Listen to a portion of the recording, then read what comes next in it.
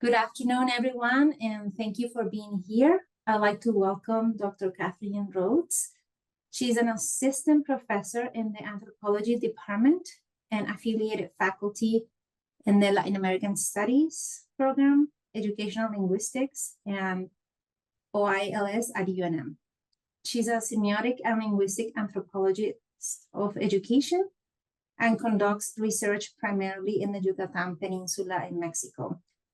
She's co-author of Migration Narratives, co-producer of the film Adelante, and she's co-authoring with Ahiran the 4th edition of Living Language and Spanish Language First Edition in Lenguaje Vivo. She is currently a Fulbright U.S. Scholar Fellow to Mexico, where she is internationalizing linguistic anthropology by developing curricula in Spanish. Dr. Rhodes holds a dual PhD in anthropology and education, an MA in the social sciences, and a BA in Latin American studies. Let's give a warm welcome to Dr. Rhodes, and thank you so much for taking the time to do this talk today. Welcome, everybody. Thanks for having me. Yeah. Hi, everyone. Thank you so much for coming. I really appreciate it. I wish I could be there with you all, but the Fulbright doesn't give me the opportunity to leave Mexico really during the year. It's supposed to be immersion. So I'm being immersed, hence Zoom. In the talk today, I'm going to ask for some audience feedback. And I know that you all are out of practice using Zoom, which is a great thing. But I want to make sure you remember how to use the chat. I can see people putting their information in the chat, and you can use the reactions. You know how to use the reactions? And they might be turned off. Let's see, are they on more? Might have to use the chat. I don't see reactions turned on, but that's okay. We can use the chat. So I'm just going to ask you some yes or no questions, and you can just pop a response in the chat as you go. Yeah, Carrie, did you raise your hand? Reactions are on. Okay, fantastic. Thank you so much. Just to show you those are on. Okay, on my setup here, I'm in presenter mode and I have a lot of stuff on my big screen, so I couldn't find them. But thumbs up can be yes, thumbs down can be no, or you can type in the chat. This is just for me to get some feedback on some of the examples. Okay, so here we go. I'm going to be talking with you today about a book that just came out. And as Rosa said, I'm an assistant professor in the anthropology department at UNM. I know most of you, and I'm really excited to talk with you about the book. So at the end of the talk, we'll have time for questions. And if you're not familiar with anthropology, the book is an ethnography of an undergraduate program in linguistics on the Yucatan Peninsula. So let me orient you in geographic space. This is a map of Mexico. At the bottom right, you can see in pale yellow the Yucatan Peninsula, which is surrounded by the Gulf of Mexico and the Caribbean Sea. And here's a close-up of the Yucatan Peninsula. For those of you unfamiliar with ethnography, anthropologists engage in participant observation over long periods of time to learn how people do things in their daily lives. This basically means we just hang out with people and observe them. So I spent about 18 months observing and participating in an undergraduate program in linguistics on the Yucatan Peninsula. The undergraduate program was unique because the students studied linguistics, but they did so primarily in the Maya language, not in Spanish. Some of the classes were in Spanish, but most were taught in Maya. And I just want to point out that I am saying Maya and not Yucatec Maya, because Maya is the name that speakers give the language. Yucatec is something that linguists invented. So in this university program, students were learning about things like phonology, morphology, syntax, semantics, and pragmatics, key parts of linguistics. But while they were learning about these things, they were also simultaneously inventing the terms with which to talk about them in Maya. Just as there have been proposals for what to call the new train that now cuts across the Yucatan Peninsula. It's called the Simingak, literally a horse of fire. The students and faculty in linguistics were trying to figure out how to say things like pronoun, verb, or preposition in Maya. So learning about any new area of knowledge is not an easy task, but learning about a new area of conceptual knowledge while simultaneously inventing the vocabulary to talk about that area of knowledge is rather challenging. We know that how we talk has a lot to do with our identity, both with how we identify ourselves and how we identify others. In anthropology, we call this idea language ideologies. Language ideologies are ideas about how people make sense of the relationship between language use and social categories. It's how we go from hearing a particular accent and thinking we have an idea about where someone might be from. Language ideologies represent the perception of language and discourse that is constructed in the interest of a specific sociocultural group. So this means that language ideologies are never neutral. They're always socioculturally motivated. We all have more than one of them. They're always multiple, and oftentimes they're in conflict with one another, even if we're not aware of those conflicts. It's how we can say, people who talk like this, well, I don't like them, but this one guy over here, he's fine. So we have these internal conflicts that we can make exceptions for.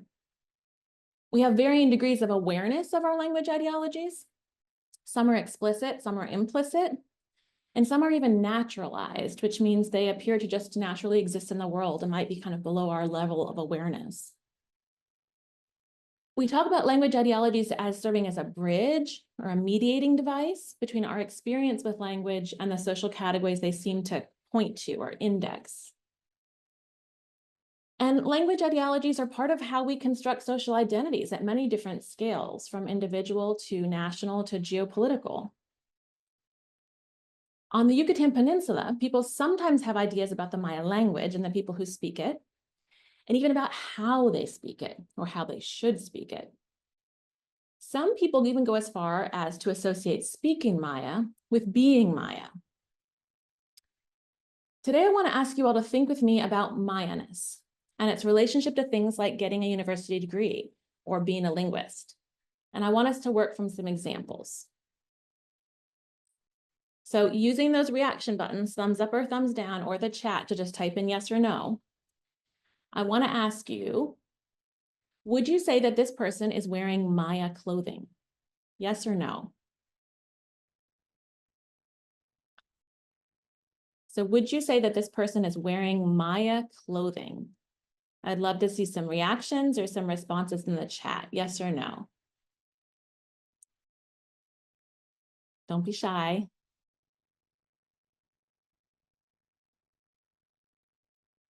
Okay, for some reason, I totally cannot see the reactions at all. So thumbs up or okay, they're in the chat. There we go. There's one. It says yes, thumbs up. Yes, yes, okay.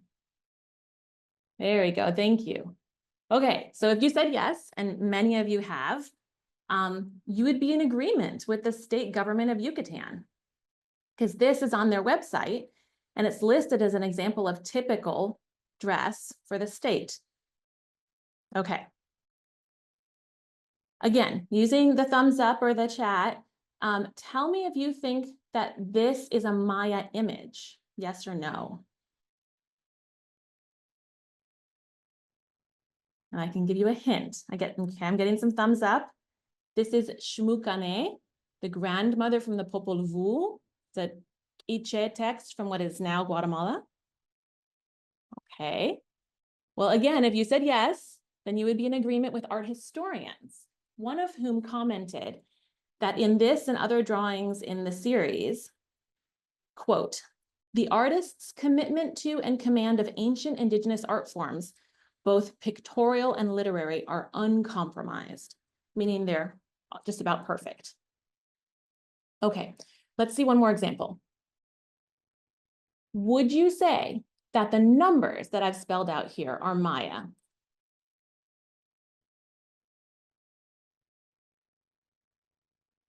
I'm going to give you the numbers spelled out in Spanish to help you decide if the first column of words are Maya. So I'm seeing no's for the first time on the chat now. Okay, I see one yes. The truth is, there is not a neutral answer to this question. Partly, yeah, absolutely.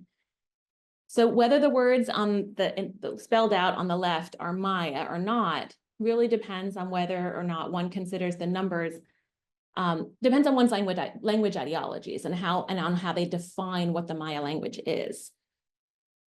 So in the book I'm sharing with you today, I try to show the stakes or consequences of defining the Maya language, Maya people, or their cultural practices in a certain way.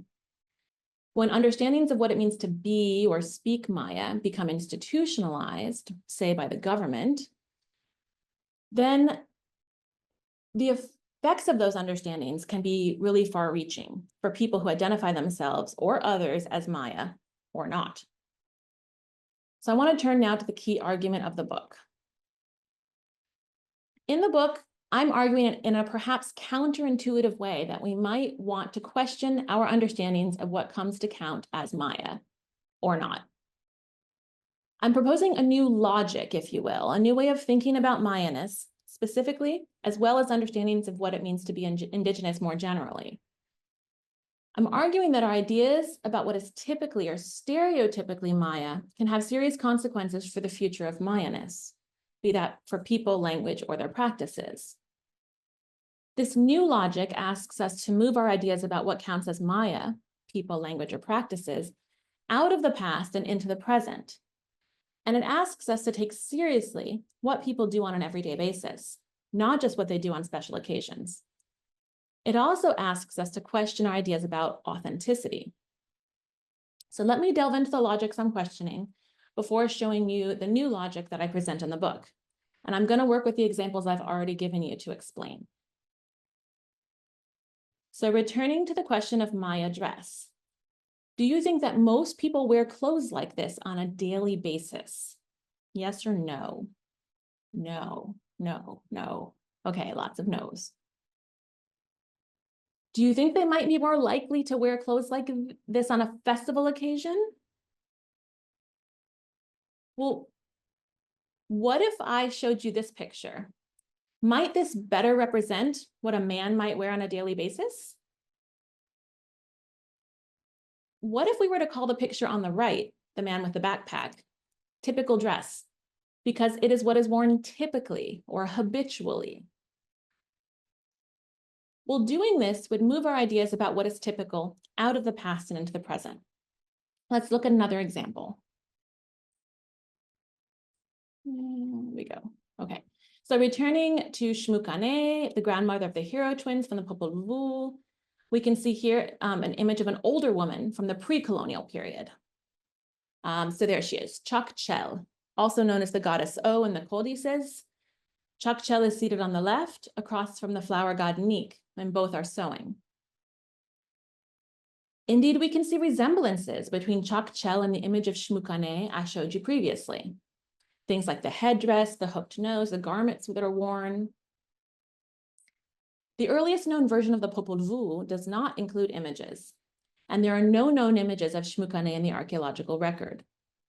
The image of Shmukane shown on the left was in fact produced by Diego Rivera, who was commissioned to make images for what was to be the first English language translation of the Popol Vuh in 1931. As many of you may know, Diego Rivera was Mexican, but he was not Maya, nor was he from the Yucatan Peninsula. He lived in the 20th century, and he studied pre-colonial art to make his pictures, which is why they are considered to show great fidelity to the pre-colonial style. Let me now show you an image of Shmukane that was produced by a Maya student on the Yucatan Peninsula for a new Quiche transliteration of the Popol Vuh. And transliteration is not a translation. It's taking Quiche and making it accessible to contemporary readers. So it's Quiche to Quiche. This image contrasts greatly with the other two. It looks, in fact, like it could be a grandmother who lives today, perhaps minus the blue dots. My colleagues in the Yucatan were working on a binational team with Guatemalan linguists to produce this contemporary transliteration, or this contemporary update of the old Quiche language of the Popol Vuh for readers today. When the Yucatecan project staff shared Cámara Braga's images with their Guatemalan counterparts, they received the shocked and emphatic response that these images were too modern, that is, too contemporary. Members of the project team from Yucatan expected this response. However, what they were doing was trying to move ideas about the authenticity of Maya-ness from the past into the present, and in so doing, showing how the ideas of the Popol Vuh hold relevance to people's lives today. Let's look at the final example before I explain what consequences there might be to such a shift in thinking. Okay, let's consider again the numbers. So in the left-hand column, some of you said that those were the numbers in Maya. Some of you said no. On the right, we have Spanish. What if I show you a new column in the center? Does this change your feeling about whether or not the numbers in the left-hand column are Maya? Yes or no?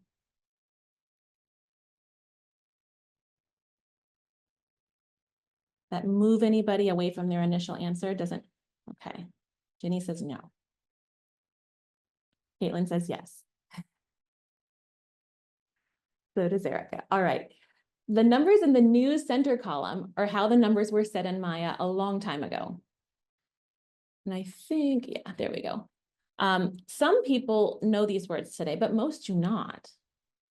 The numbers in the left-hand column are how Maya speakers today say the words, say the numbers when they want to buy things, like at a store, something like Coca-Colas, which you can see here.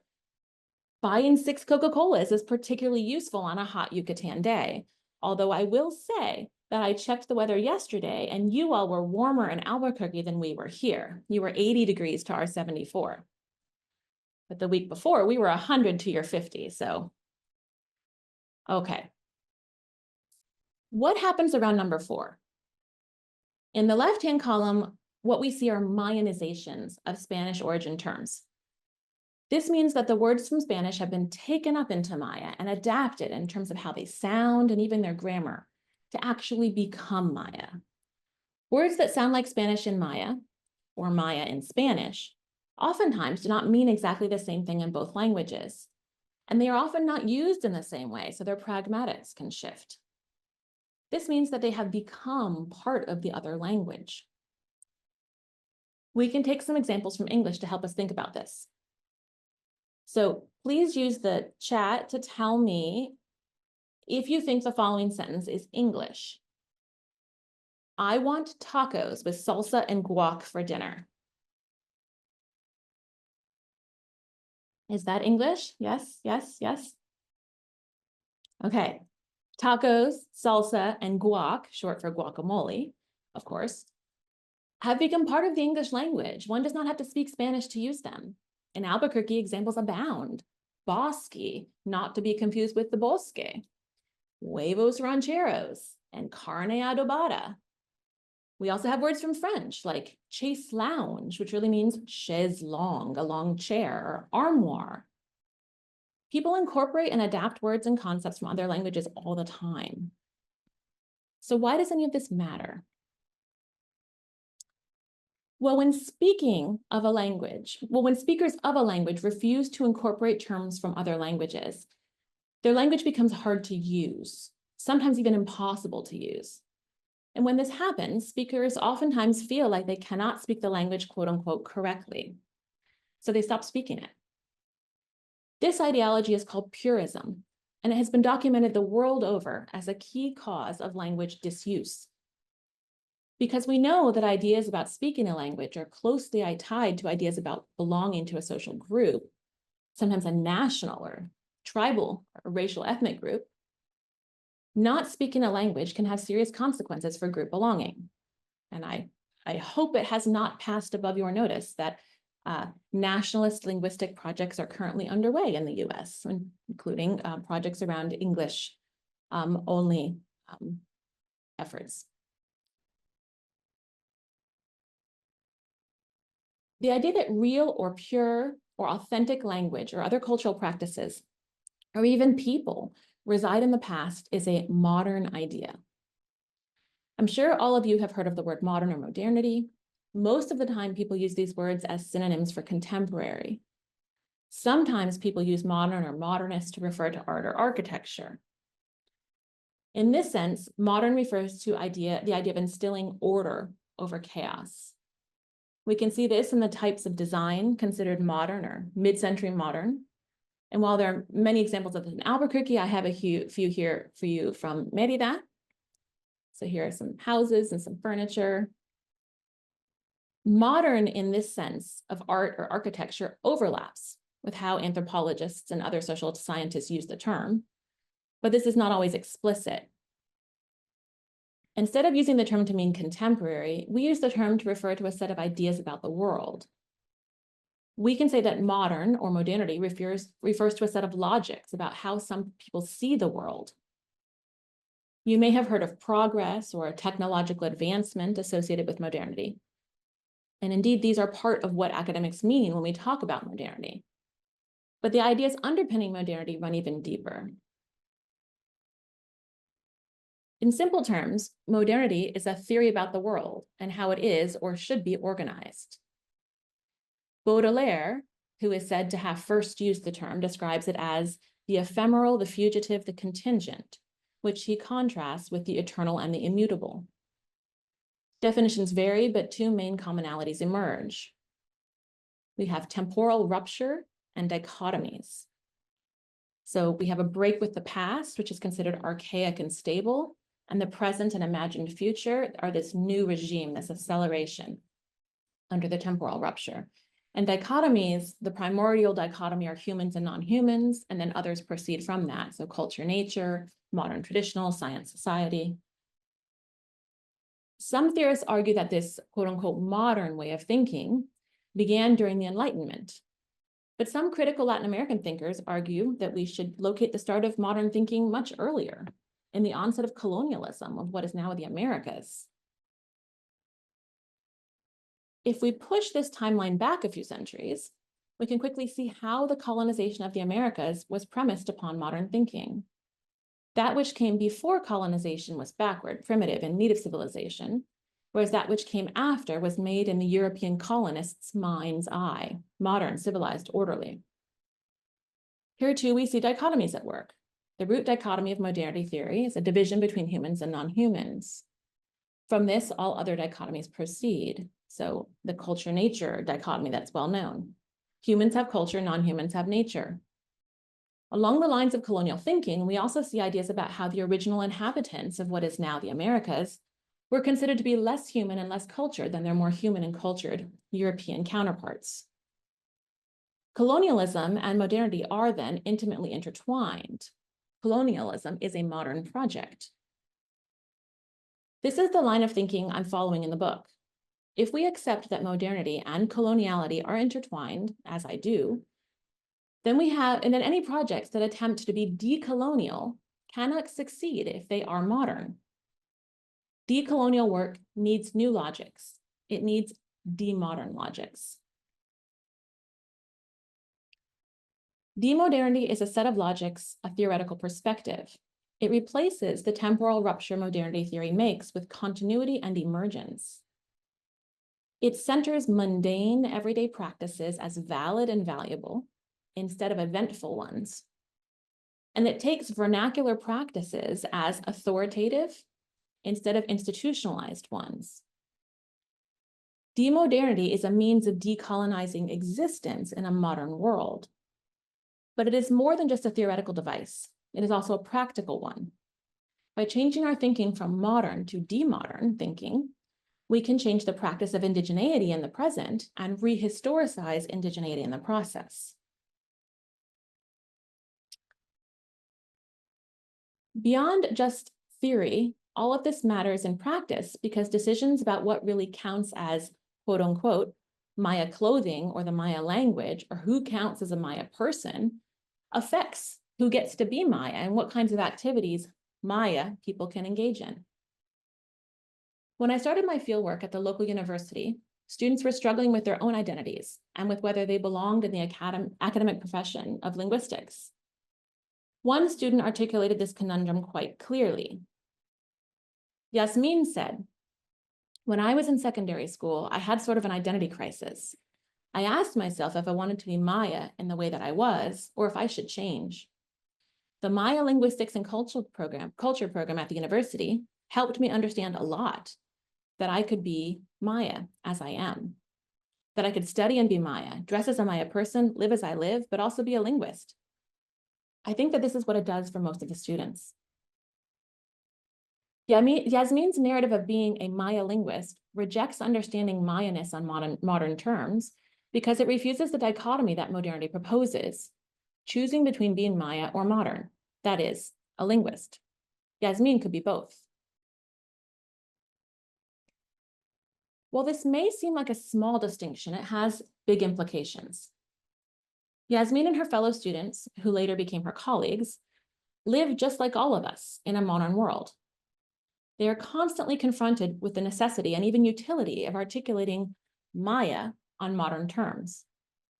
For example, once she finished school, Yasmin and her colleagues applied for a grant from the now defunct National Commission for the Development of Indigenous Peoples, the LAII. They proposed a project in the city where the university is located. The LAII rejected their proposal, stating that the city was not a Maya space, and thus not a site for Maya development. This thinking, of course, is modern. Under modernity, rurality is associated with Maya-ness, while urbanity is not. It's associated with modern people, not indigenous ones. Yasmin and her colleagues submitted the same project to the next funding cycle, situating the project in a nearby village, and they were funded without question or further revision. The conundrum that Yasmin and her colleagues and many of the students at their university face is that despite their language ideologies that valorize variation and reject purism, or their efforts to recenter understandings of Maya-ness in the here and now, they continue to face widespread ideologies about authentic ways to be and speak Maya, which are becoming increasingly authoritative as they become increasingly institutionalized. While the increasing institutionalization of ideas about the Maya language, people, and practices is largely coming from government sources, which are often led by Maya people, even most non-governmental Maya-led projects also engage in modern logics, as my colleagues' counterparts in Guatemala illustrated in their Popol Vuh project. Thus, having Maya people lead projects does not necessarily evade modern logics. For example, in Mérida, Yucatan, the largest city on the peninsula, the Maya-led Efraín Calderón Lara Center for Social and Cultural Study and Research is purported to be engaged in a decolonial project, yet it approaches the Maya language through purist language ideologies. In so doing, it and the government project share a logical foundation. Both locate Maya linguistic and cultural authenticity in the past and reject projects that resist this distinction. An articulation of Maya outside of modernity rejects linguistic and cultural essentialism, and it is also disinterested in making claims to Maya authenticity. As a result, sometimes Maya people and their practices are viewed as less stereotypically Maya. The clothing or language examples from earlier illustrate this. Embracing language ideologies that affirm language variation and using vernacular Maya for both everyday and professional projects, contemporary vernacular-speaking Maya linguists are putting into practice new ways of being Maya today. These articulations do not create hybrids between Maya and modern, because to do so would assume that these are separate concepts to begin with. Instead, they reject the original dichotomy between Maya and modernity and understand Maya-ness as something that cannot be disentangled into parts. Rejecting modernity also begs rejecting indigeneity, but indigeneity on modern terms. Instead, beyond modern or demodern thinking challenges the state's view of indigenous people in Mexico, which essentializes them in their practices and locates both in the past. It affirms everyday or vernacular language and cultural practices, and it creates the possibility of shifting power dynamics within Mexico. If not interpreted through an indigenous/modern lens, Maya people may be able to inhabit new positions of power within the nation state. If contemporary linguistic purism serves as a marker of quote unquote authentic Maya-ness, be it for the language, the people, or their practices, and this authenticity is located in the past, then the alternative realizations of Maya-ness that Yasmin and others are putting into praxis may not be possible. Alternatively, if new articulations of Maya-ness are premised upon demodern thinking, then perhaps Maya people will continue to identify as Maya and will continue to speak the language, which is a key part of identity for many people. For in the words of one of my mentors, it is precisely the impurity of the language that has given it such robust longevity and promises to do so for some time to come. Thank you very much.